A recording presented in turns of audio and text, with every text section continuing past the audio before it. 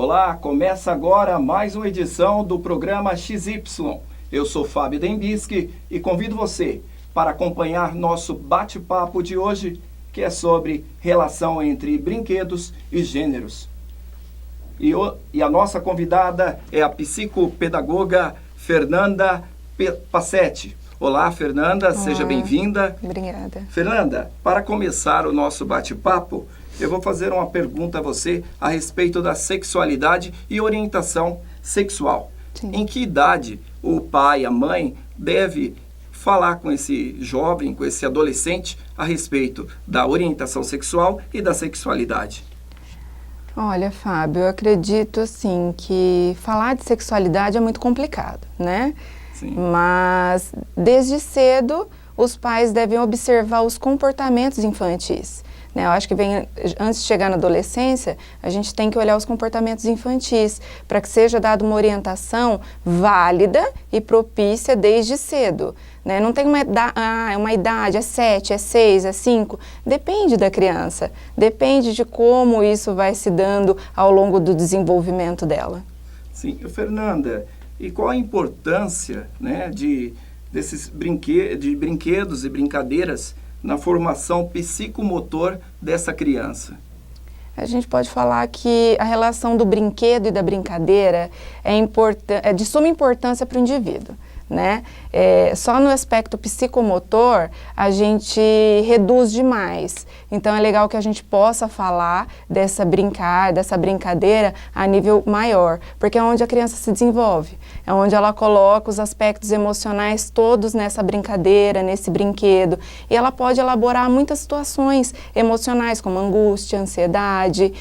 A nível psicomotor, dependendo do brinquedo e da brincadeira, ajuda muito no aspecto de psicomotricidade fina, grossa, depende com que a proposta, que a queixa, que a mãe, a escola pede, Fernanda, para falarmos mais sobre esse assunto, nós vamos chamar uma reportagem do Isaías Alves, Sim. tá?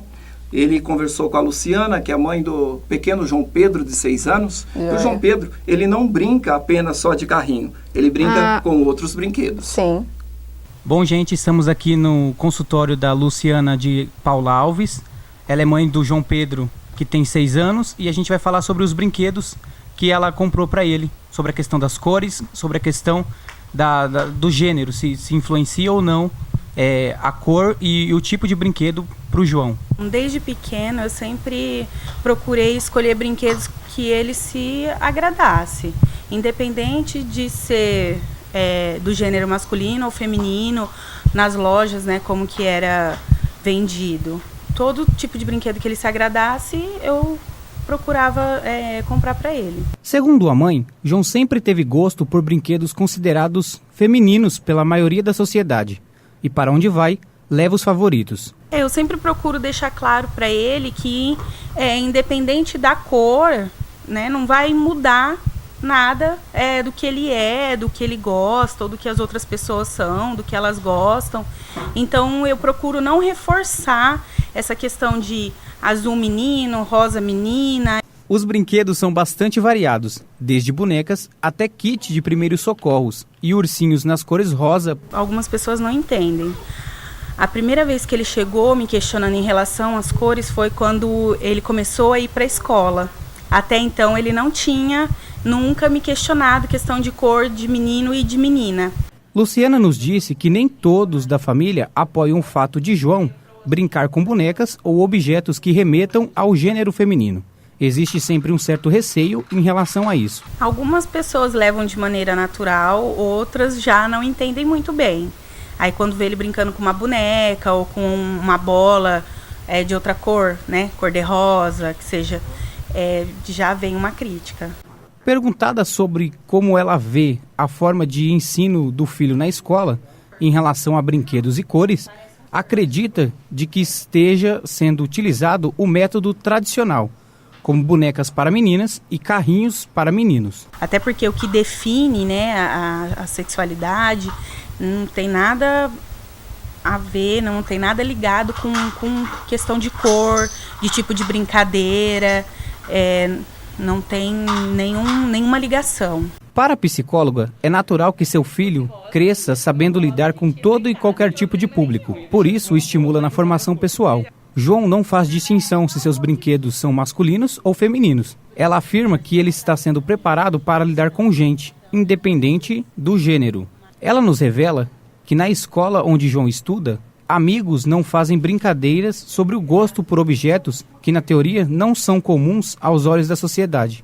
Fernanda, essa questão de classificar as cores, o azul para o menino, rosa para a menina, né? O que é isso? Por que as pessoas elas têm esse costume? Eu concordo com a Luciana, né? Sim. A gente vê que isso é sócio histórico, isso vem lá de trás, né? E é sempre imposto pela sociedade, pelo adulto, né? Eu costumo dizer muito lá no consultório que antes mesmo de vir ao mundo, a criança é bombardeada de estímulos rosa ou azul, né? E o sexo do bebê é o que ele vem, é o sexo dado pela natureza. Aí depois disso vem a construção de gênero.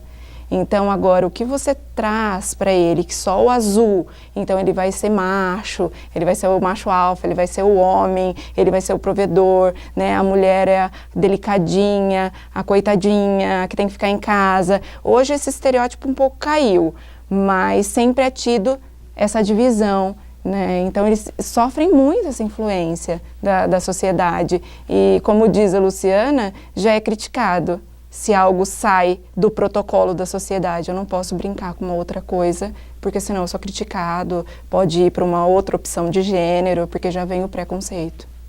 A questão, o menino, ele pode brincar de boneca, de carrinho, e há algum prejuízo na formação, no desenvolvimento desta criança? Não, nenhum. Aos meus olhos, enquanto profissional, também enquanto psicóloga, né, psicopedagoga, nenhum. Simplesmente tem que deixar a criança ser criança, o brinquedo ser brinquedo, né? Ele precisa elaborar o que ele precisa elaborar ali com aquele brinquedo e o brincar.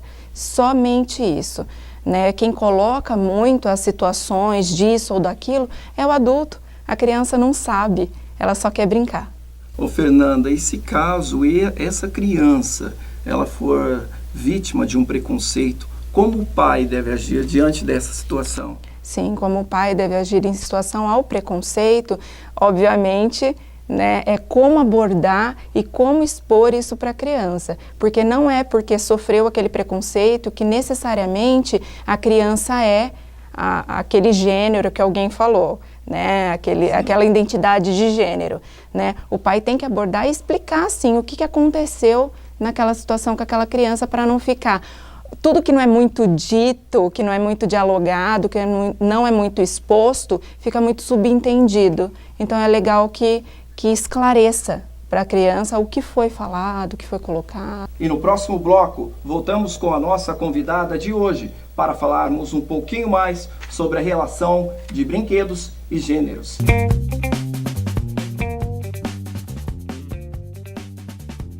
A Folha Ruf comprovou a qualidade e agora o Guia do Estudante afirma: a UNOeste é a melhor universidade particular do Brasil na área de ciências biológicas e da terra. Isso é o resultado de constantes investimentos em pesquisas, corpo docente, infraestrutura completa, centro zootécnico, fazenda experimental e hospital veterinário. Escolha melhor e inscreva-se já. www.unoeste.br. UNOeste, o conhecimento te transforma.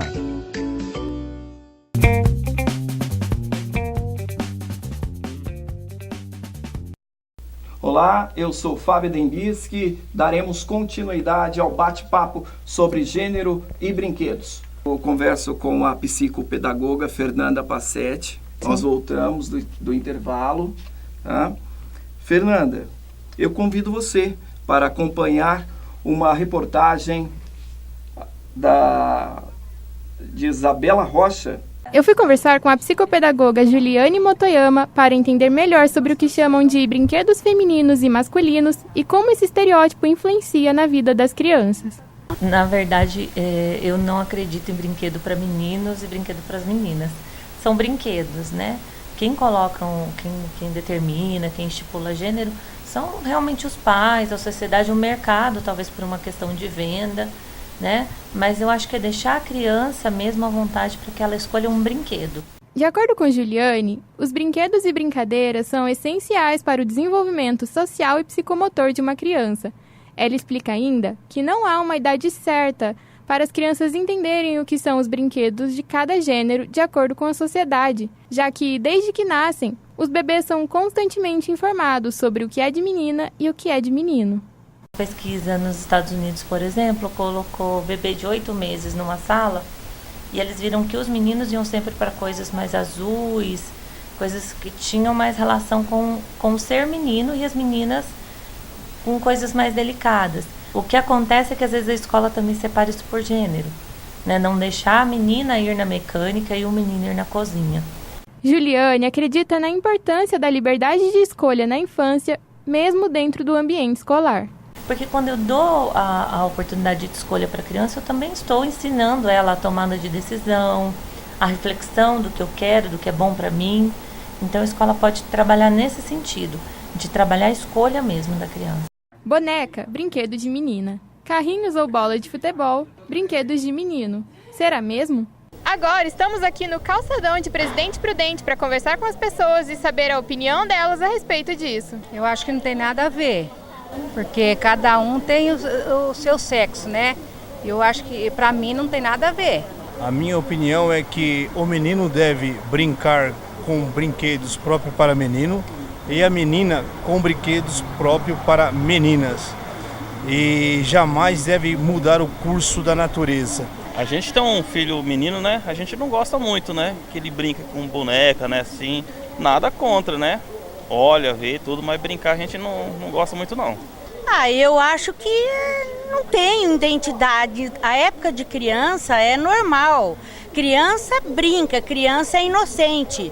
Tipo, antigamente não tinha esses brinquedos que tem agora. Você brincava com uma latinha de sardinha, fazia um caminhãozinho, pegava uma espiga de milho e fazia uma boneca. Eu acho que para criança tudo é brincar. Não tem maldade, não tem nada. E na escola, Fernanda, esse assunto ainda é um tabu? Na escola eles colocam como se a escola fosse obrigada, a escola é obrigada a falar sobre orientação sexual e de gênero e tudo mais.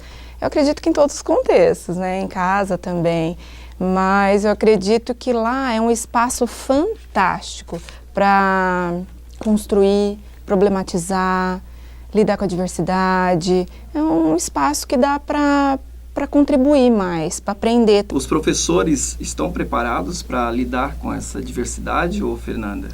Eu sempre costumo dizer que os professores têm que ter capacitação continuada sempre, porque é novidade sempre, né? Crianças com dificuldade de aprendizagem, com distúrbio, agora está em alta essa questão do gênero, né? Então, assim, é trabalhada a orientação de gênero todo momento. Todo momento, mesmo que não tenha uma logo escrito, vamos trabalhar a identidade de gênero, mas em todo momento, a cada circunstância é trabalhado isso, e o professor tem que estar assim, sem inferência do que ele pensa, quais os valores dele, né, e sim receber a orientação desse aluno, né, desse debate, sem colocar muito o que é de si, e sim acolher com a igualdade e equidade de todos os gêneros. E uma parceria entre escola e alunos seria possível ou não? Escola e alunos? E pais? Escola, alunos e pais. Sim, sobre, né, porque assim, os pais hoje às vezes têm um pouco de medo, mas vai falar de orientação sexual na escola, né, muitas vezes eu costumo dizer no consultório, qual é o momento que você tem de diálogo com teu filho? Né, para falar, para explicar, muitas vezes eles recuam. E por que não, às vezes, o espaço escolar para se debater sobre isso? E essa parceria pode ser incrível, né, desde que se permitam, né, a não buscar fora, e sim no espaço que é dado de maneira acolhedora e transmitindo de uma forma simples, tranquila. Então, os pais devem, então, falar abertamente, independente de idade? Com certeza, com certeza. Ali é o lugar mais seguro do filho ter as orientações mais precisas é dentro de casa. É dentro de casa. Mas os pais precisam observar essa criança, né? Para observar, eu preciso ter um pouco de tempo. Não é porque eu trabalho fora que eu não preciso ter tempo. Eu posso ter esse olhar, né, observador para essa criança, dar as informações precisas, mesmo com pouco tempo. E os pais, quando observam que tem algum problema, como ele faz para procurar a ajuda de um especialista? Então, às vezes as mães chegam, né, apavoradas lá no consultório, Fernanda, não sei lidar com isso, porque é exatamente isso que eu te falei, o medo de falar, o medo de abordar, porque a sexualidade infantil, ela é linda, ela é como caminhar, andar, respirar, beber, comer, ela tá fluente na vida. Então, assim, se você lida com uma maneira tranquila em relação a isso, de abordar da melhor maneira tranquila, com os seus valores. Eu costumo dizer, você tem amor, respeito, integridade, você vai passar isso para o teu filho, né? Então, para que tanto medo, né? Você não vai passar nada do que não é os teus valores, do que veio dos seus pais, das gerações anteriores, e outra, você vai passar um filtro no que é bom e no que é ruim, mas de uma maneira bem leve. Às vezes eles aparecem com medo, né? E sobre esse assunto que nós abordamos, gêneros e brinquedos, você tem algum exemplo do seu consultório mesmo? Que você recebeu algum paciente, alguma mãe, alguma legal, criança, eu tenho alguns exemplos, Fábio. O que é interessante? Chega uma mãe para mim, criança 10 anos, e diz assim, eu vim especificamente para saber se meu filho é homossexual. Pesado, né? Pesado. Então, a queixa da mãe, às vezes foi embutido nessa criança, você está fazendo isso, é menina, é menina, é menina. E ficou tão embutido isso para o menino que eu vou ser sincera, ele está em transe, ele está extremamente em dúvida, fragilizado, e a gente está fazendo todo um resgate, porque quem embutiu isso muito foi o adulto. Ele nem estava preparado para isso, entendeu? E aí tem outra situação, quando vai abrir o baú lúdico, que tem vários brinquedos, todos misturados, muitos pegam e olham para mim, eu posso brincar com a Polly, tia? Aí brinca e fala, meu Deus, aqui eu posso. Por que aqui eu posso? E ali, aquele momento, ele vai explorar, brincar. Por exemplo, meninos vão brincar de panelinha. Ah, mas ele vai ser chefe de cozinha. Por que ele não pode ser o marido que vai estar em casa com jornadas de trabalho árdua para ajudar essa mulher? Vai ser um bom marido, não vai ser um chefe de cozinha. Então tem esses preconceitos impostos pelo próprio pai, pela própria mãe, né? E tem que olhar que pode ser um bom marido. A gente tem que se preocupar com o caráter, não se preocupar tanto com as brincadeiras, com o brincar, né? Eu costumo orientar várias coisas lá no consultório, a gente ficaria, né, um dia todo falando sobre isso, que é uma delícia. Fernanda, eu agradeço desde já a sua participação. Tá? Eu agradeço desde já o seu convite. O programa XY fica por aqui. Eu aguardo você na próxima edição. Tchau, até mais. Tchau, tchau.